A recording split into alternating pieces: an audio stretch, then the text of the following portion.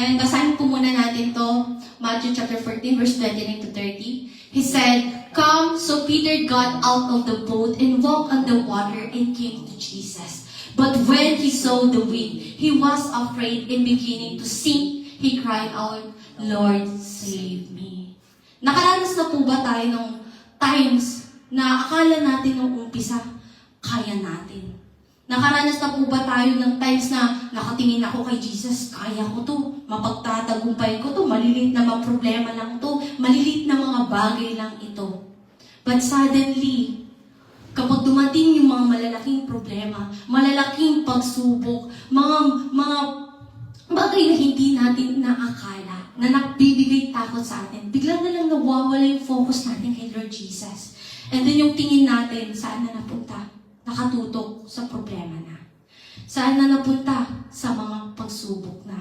Sa mga bagay na negatibong nangyayari sa buhay natin. Sa mga trials, sa mga circumstances natin, doon na lang nakatingin tayo.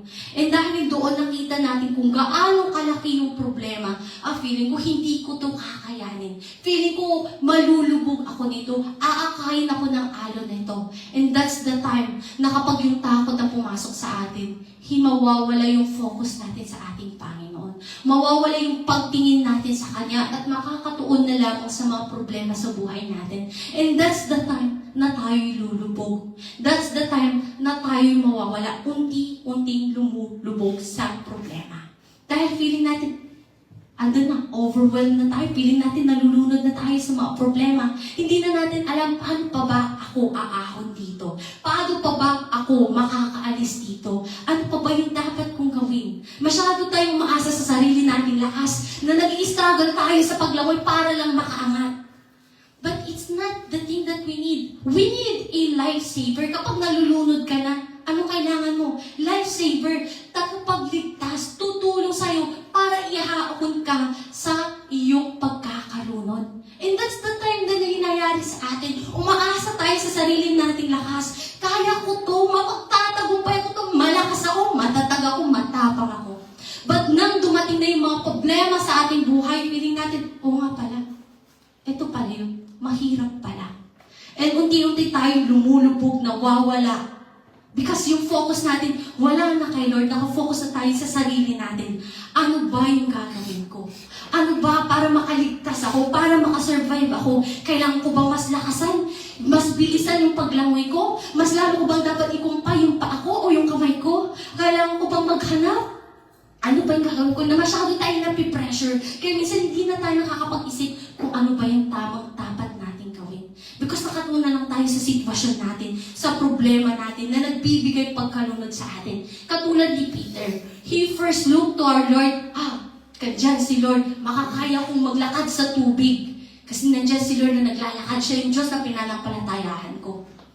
He walk and walk. Pero dumating yung problema, yun, unti-unti siyang lumubog. Unti-unti siya nag-sink. And he cried out, "Lord, save me."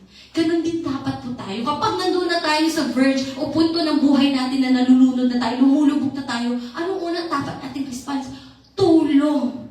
Tulungan niyo ako. Hindi ko kaya tulungan sarili ko. Pero kailangan ko na magliligtas sa akin. Someone who can save me. And the only one who can save us is our Lord.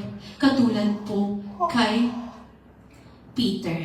Sabi nga sa Isaiah 41 verse 10, "Fear not, for I am with you. Be not dismayed, for I am your God. I will strengthen you. Yes, I will help you, and I will uphold you with my righteous right hand." Na kapag natatakot na po pala tayo, dapat na pala maalala natin yung paalala sa atin ng ating Panginoon. Fear not, huwag kang matakot, kasama mo ko. Bakit ka natatakot? Huwag kang madismaya. Ako yung Diyos mo, ako yung tutulong sa'yo, ako yung naririto lamang. Ako yung magbibigay kalakasan sa'yo. At ako yung tutulong sa'yo at aakayin ka ng aking matuwid na kamay. Na kapag nalunod ka, ano po yung sumasagip sa atin? Kamay. Ano po yung nanghihila sa atin? Kamay. And it is the Lord na tutulong sa atin para tulungan tayo, i-uphold tayo, itayo tayo, ialis tayo sa ating pagkakalunod.